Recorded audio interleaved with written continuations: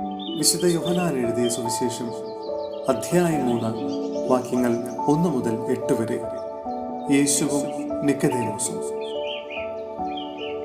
ഫരിസേയരിൽ നിക്കോദേമോസ് എന്നു പേരായ ഒരു യഹൂദ പ്രമാണിയുണ്ടായിരുന്നു. അവൻ രാത്രി യേശുവിൻ്റെ അടുത്ത് വന്ന് പറഞ്ഞു, റബ്ബി, അങ്ങ് ദൈവത്തിൽ നിന്ന് വന്ന ഒരു ഗുരുവാണെന്ന് ഞങ്ങൾ അറിയുന്നു. ദൈവം കൂടെയില്ലെങ്കിൽ ഒരുവനും നീ ചെയ്യുന്ന ഈ അടയാളങ്ങൾ പ്രവർത്തിക്കാൻ കഴിയുകയില്ല. യേശു പറഞ്ഞു, സത്യം സത്യമായി ഞാൻ നിന്നോട് പറയുന്നു, വീണ്ടും ജനിക്കുന്നില്ലെങ്കിൽ ഒരുവന് ദൈവരാജ്യം കാണാൻ കഴിയുകയില്ല. നിക്കോദേമോസ് ചോദിച്ചു, പ്രായമായ മനുഷ്യന് ഇതെങ്ങനെ സാധിക്കും? അമ്മയുടെ ഉദരത്തിൽ വീണ്ടും പ്രവേശിച്ച് അവന് ജനിക്കുവാൻ കഴിയുമോ?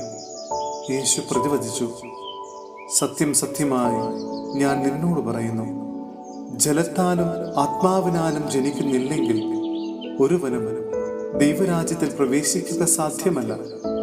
മാംസത്തിൽ നിന്ന് ജനിക്കുന്നത് മാംസമാണ്, ആത്മാവിൽ നിന്ന് ജനിക്കുന്നത് ആത്മാവ്. നിങ്ങൾ വീണ്ടും ജനിക്കണം എന്ന് ഞാൻ പറഞ്ഞതുകൊണ്ട് നീ വിസ്മയിക്കേണ്ട.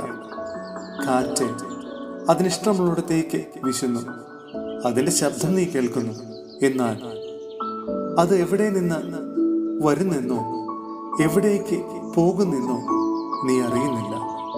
ഇതുപോലെയാണ് ആത്മാവിൽ നിന്ന് ജനിക്കുന്ന ഏവനും. സഹോദരരെ, വിശുദ്ധ പൗലോസ്ലീഹ കൊളോസോസിലെ സഭയ്ക്ക് എഴുതിയ ലേഖനം അധ്യായം 3 വാക്യങ്ങൾ 5 മുതൽ 11 വരെ. ജീവിതത്തിന് നിയമങ്ങൾ. അതുകൊണ്ട് നിങ്ങളിൽ ഭൗമികമായിട്ടുള്ളതല്ല, അസന്മാർഗികത, അശുദ്ധി, മനക്ഷോഭം, ദുർവിചാരങ്ങൾ, വിഗ്രഹാരാധന തന്നെയായ ദ്രവ്യാസക്തി, ഇവയെല്ലാം നശിപ്പിക്കുവിൻ. ഇവ നിമിത്തം ദൈവത്തിന്റെ ക്രോധം വന്നു ചേരുന്നു. നിങ്ങളും ഒരിക്കൽ അവയ്ക്കനുസൃതമായി ജീവിക്കുകയും പ്രവർത്തിക്കുകയും ചെയ്തിരുന്നു. ഇപ്പോൾ അവയെല്ലാം ദൂരെ എറിയുവിൻ. അമർഷം, ക്രോധം, ദുഷ്ടത, ദൈവദൂഷണം, അശുദ്ധ ഭാഷണം തുടങ്ങിയവ വർജിക്കുവിൻ. പരസ്പരം കള്ളം പറയരുത്. പഴയ മനുഷ്യനെ അവന്റെ ചെയ്തികളോടുകൂടെ നിഷ്കാസനം ചെയ്യുവിൻ.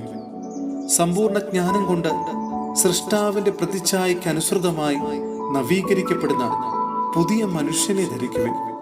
ഇവിടെ ഗ്രീക്കുകാരനെന്നോ യഹൂദനെന്നോ പരിച്ഛേദിതനെന്നോ അപരിച്ഛേദിതനെന്നോ അപരിഷ്കൃതനെന്നോ സിഥിയനെന്നോ അടിമയെന്നോ സ്വതന്ത്രനെന്നോ വ്യത്യാസമില്ല.